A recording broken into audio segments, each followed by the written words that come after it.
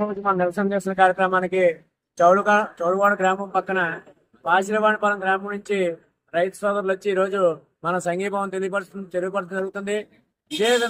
ఈ విధంగా ఒక ఒక ఉద్యమ రూపంలో రావాలి కంపల్సరీ. ఎందుకంటే కారణం ఇక్కడ రైతు తల బకాయిలు, కార్మికుల తల జీతభత్యాల గురించి మనం ఆందోళన చేస్తున్నాం.